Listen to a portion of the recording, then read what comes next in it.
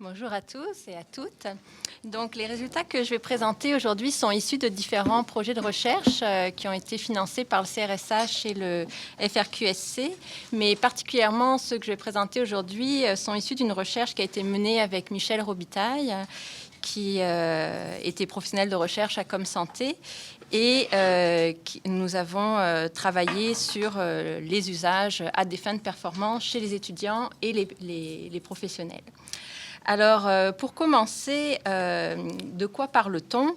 D'abord, définir un petit peu ce que c'est que l'utilisation non médicale des stimulants. C'est la consommation par des individus qui ne détiennent pas de prescription, donc hors du cadre de la prescription, et hors des indications thérapeutiques, c'est-à-dire qui n'ont pas de trouble de déficit de l'attention ou qui n'ont pas été diagnostiqués pour un trouble de déficit de l'attention. Donc, il y a différents médicaments qui sont concernés et dans les études qui sont réalisées, il y a beaucoup d'études américaines. Elles ont été surtout réalisées auprès de populations étudiantes et les prévalences qui sont rapportées sont très variables. Elles vont de 1,5% à 35% selon les universités, avec des prévalences plus élevées dans les universités les plus compétitives de la côte Est. Mais en même temps, les designs des études sont aussi très différents, donc c'est difficile à comparer. Il y a une dernière méta-analyse en 2015 où là, ils évaluent le taux moyen à 17% des étudiants, mais c'est pas évident finalement de savoir quelle est la prévalence, et on en reparlera dans les autres présentations, notamment Joanne Collin. Donc, cette pratique a été documentée, comme je le disais, dans les populations étudiantes, mais on sait qu'elle existe aussi auprès de populations adultes en milieu de travail. Mais là, elle a été très peu documentée. Donc, les limites des études, c'est que ce sont surtout des études épidémiologiques, que pour le Québec, on n'en a pas beaucoup, et que surtout qu'on n'a pas d'études sur... on a des informations sur la prévalence ou les sources d'accès aux produits, mais on a très peu d'études sur la façon dont les jeunes se représentent les pratiques et la façon dont se construit la pratique. Et en plus, ce qui manque beaucoup, c'est, on parle d'études en milieu académique, mais qu'est-ce qui se passe par la suite? Est-ce que finalement, on conserve les pratiques? Donc, c'est un peu ce type de questionnement qu'on a voulu explorer, donc comprendre comment les jeunes construisent le sens de l'expérience corporelle, de la prise de stimulants et des effets qui lui sont associés, et cerner les représentations et surtout les significations qu'ils construisent autour de ces pratiques. Donc, on s'inscrit dans un cadre théorique, mais je vais passer assez vite. Si vous voulez, j'y reviendrai dans le cadre des questionnements, qui est vraiment lié à la sociologie des usages et notamment aux travaux de Madeleine Acriche, qui va montrer que le médicament, c'est pas un objet comme les autres, c'est un objet qui passe par différents stades et que finalement, il est marqué par toutes ces étapes, depuis sa découverte comme molécule jusqu'à sa consommation. Il est marqué par toutes ces étapes et vous verrez, ça ressort effectivement dans le discours des jeunes. Autre chose, elle va souligner que le dispositif technique, donc que ce soit l'emballage, la galénique, donc la forme que prend le produit, ou même la notice produit, vont faire un certain encadrement de la pratique, mais les jeunes, et De Certeau va dans ce sens-là, les usagers sont créatifs, sont capables de faire des détournements des objets, et c'est effectivement ce qu'on va pouvoir voir. Et l'autre point que souligne Madeleine Acriche, c'est l'importance de regarder les contextes d'usage, parce que cette pratique, consommer des médicaments à des fins de performance dans les universités, notamment dans les universités les facultés de médecine, c'est pas du tout une pratique nouvelle. Même dans l'histoire, prendre des drogues prescrites légales ou illégales pour augmenter les performances cognitives, c'est pas un phénomène nouveau. Mais il semble quand même qu'il y ait une petite progression, que ça gagne un peu en popularité dans certaines universités américaines en tous les cas. On a peu d'études pour le Québec, mais on en reparlera. Et en tout cas, dans le discours, ça renvoie à des normes, des logiques d'usage qui sont liées à cette idéologie de la performance, à l'idée de la réalisation de soi, de la multiplicité des identités. Et on va voir combien ça ressort dans le discours des jeunes. En termes de méthodologie, on a réalisé des entrevues auprès de 26 jeunes adultes québécois, donc âgés de 20 à 25 ans, plutôt des garçons, enfin une majorité de garçons, et qui étaient étudiants et travailleurs. En fait, on en avait 11 qui étaient qui se définissaient essentiellement comme étudiants, 7 qui se définissaient comme étudiants et travailleurs avec des implications sur le marché du travail allant de 25 à 30 heures semaine, donc ils sont quand même pas négligeables, et 8 qui étaient uniquement sur le marché du travail, et on les a recrutés dans différentes facultés. Donc, vraiment, toutes les facultés sont représentées. Et on a fait une analyse qualitative très inductive.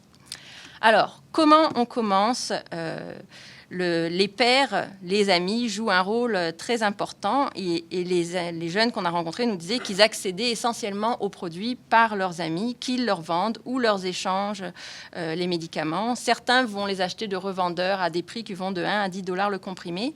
Certains vont aussi les obtenir auprès d'adultes de leur entourage. Et pour ceux qui étaient sur le marché du travail, il y a plusieurs qui ont mentionné que l'employeur même avait pu leur proposer, ou quelqu'un dans le cadre du milieu de travail. Les pairs vont aussi jouer un rôle très important au niveau de l'initiation, ce qu'on retrouve pour toutes les drogues illégales.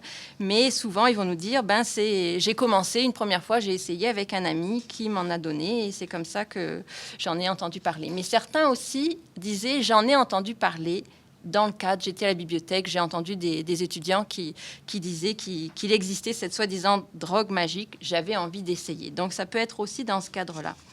Et certains, de ce fait-là, affirmaient, si j'en prenais pas, je partirais avec un handicap. Donc, du coup, l'envie d'essayer, on veut que ça soit équitable pour tout le monde. Pour les travailleurs, donc certains ont été initiés directement sur le lieu de travail. Un jeune racontait, je suis arrivée, puis sur le bureau de mon collègue, il y avait une boîte de Ritalin. Donc, je me suis dit que c'était une pratique qui était courante, donc qui était acceptable. En termes de fréquence de consommation, chez les étudiants, ils rapportent des fréquences qui sont très ponctuelles au moment où ils ont des examens, un gros travail à rendre, etc. Et donc, ça va être une consommation sur quelques jours. Alors que pour un tiers des participants, et notamment les travailleurs, là, la consommation est plus régulière, soit de 1 fois à 5 fois par semaine, excusez-moi. Et on a vraiment l'impression que le fait d'être en milieu de travail tend à régulariser la pratique à ce qu'elle devienne plus routinière. Donc, comme le dit Roland, ça me donne un petit peu confiance, je me sens plus réveillée, je me sens alerte. Donc, ça aide vraiment à diminuer le niveau d'anxiété à l'égard des craintes de réussir ou de ne pas réussir. Ce qui est intéressant, c'est quand on demandait aux étudiants est-ce que vous envisagez continuer, tous disaient non, c'est une consommation ponctuelle qui va rester dans le milieu académique. Alors que ceux qui étaient déjà dans le milieu du travail avaient déjà transposé une partie de leur pratique dans le milieu de travail. Donc, on voyait qu'il y avait un passage vers le milieu de travail. Et ceux qui étaient uniquement sur le marché du travail disaient j'envisage pas avant 1 ou 2 années d'arrêter ma consommation. Il faut que je fasse mes preuves. Et donc, ça serait vraiment quelque chose à creuser de manière plus en profondeur, voir combien de temps ça se maintient, etc. En termes de représentation des effets, tous les participants, que ce soit étudiants comme travailleurs, vraiment déclarent avoir éprouvé cette efficacité. Donc, ce que des études sur les psychotropes en général ont aussi démontré, notamment je fais référence aux travaux de Joanne Collin, et ils vont dire oui, ça augmente les capacités cognitives, la concentration, le sentiment de travailler avec plus d'efficacité, etc. Les travailleurs insistaient plus sur la productivité et les étudiants sur la rétention des éléments étudiés et les bons résultats. Ça donne des bons résultats. Par contre, pour certains, il y avait eu une période d'apprentissage, mais vraiment pas pour tous. Et pour certains aussi, le fait d'avoir pris le médicament, d'avoir essayé avec un ami, ils se disaient, je ne savais pas que j'avais un problème de concentration, mais j'ai essayé, puis là, maintenant, je vois, j'ai un problème de concentration. En termes d'effets secondaires, si on regarde la littérature, il y a très peu d'effets secondaires qui sont rapportés dans les études. Mais les jeunes qu'on a rencontrés, en fait, rapportaient un certain nombre d'effets non désirés, notamment la perte d'appétit, le grincement de dents, des tremblements, une augmentation du rythme cardiaque, la transpiration. Et puis, au bout de la période où ils l'avaient pris pendant 3-4 jours, ils se sentaient vraiment morts, vidés, etc. Donc, finalement, il y avait quand même des effets secondaires qui étaient importants. Mais malgré tout, tous insistent sur le fait que l'évaluation risque-bénéfice est positive et que quand je prends du Ritalin, je sais que j'aurai des effets positifs, des effets négatifs. J'ai évalué mes options. j'ai le sentiment qu'en ce moment, j'en ai besoin. Donc, il reste avec cette idée-là. On a repéré, pourquoi ils les utilisent? On a repéré 3 logiques d'usage. La première logique, c'est compenser des limites personnelles. Donc, pour un tiers des participants, qu'ils soient aux études ou sur le marché du travail, ils sont persuadés qu'ils ont finalement un déficit de l'attention. Et ils disent, si j'allais voir un médecin, il me le prescrirait de toute façon. Mais donc, alors là, c'est intéressant de voir pourquoi ils n'y vont pas.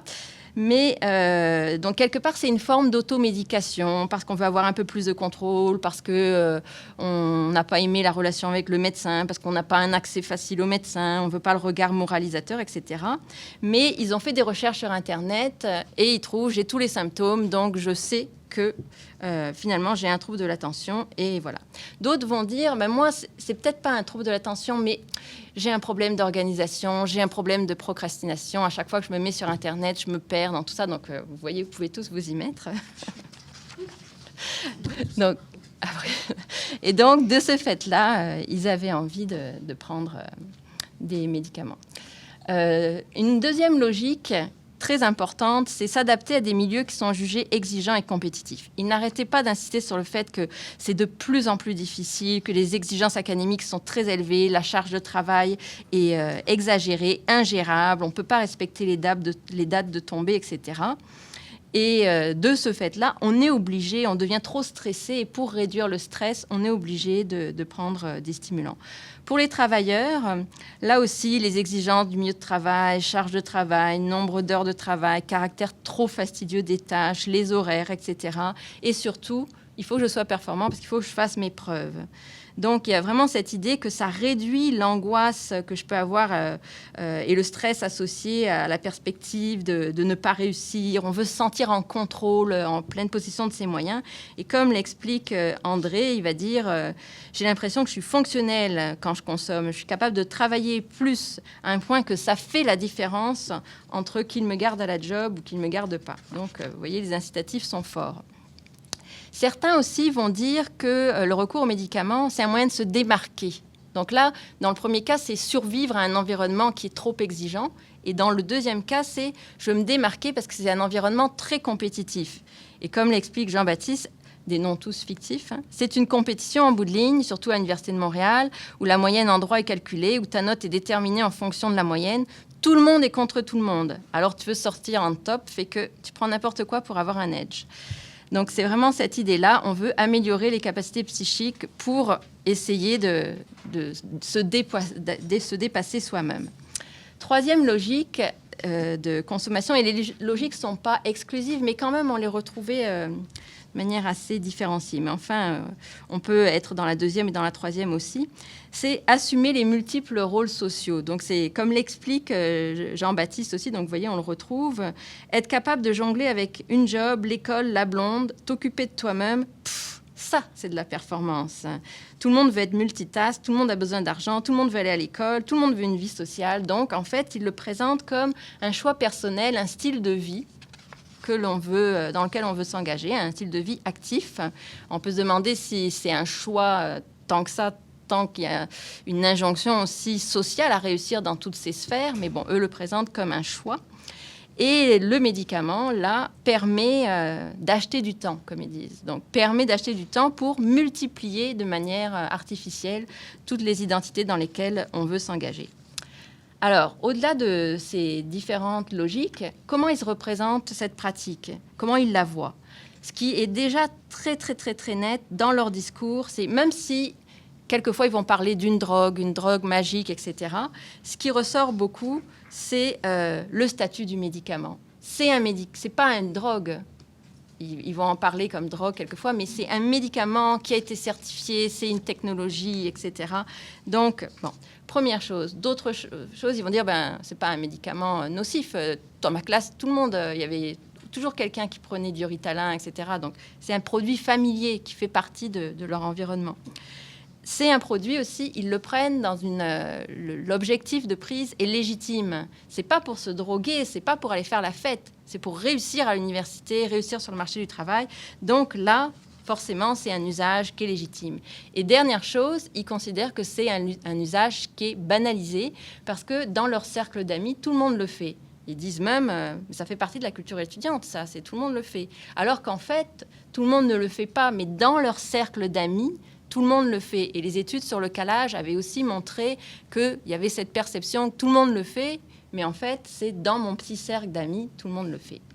Donc voilà, la seule chose que je voudrais dire en conclusion, c'est que on a l'impression que c'est vraiment l'idée, se dépasser, la performance, etc. Mais si on voit dans les logiques qu'ont évoquées les jeunes, c'est pas tant la performance que le fait de survivre dans un environnement qui est très exigeant. C'est vraiment ça, ou pallier des faiblesses ou des failles personnelles.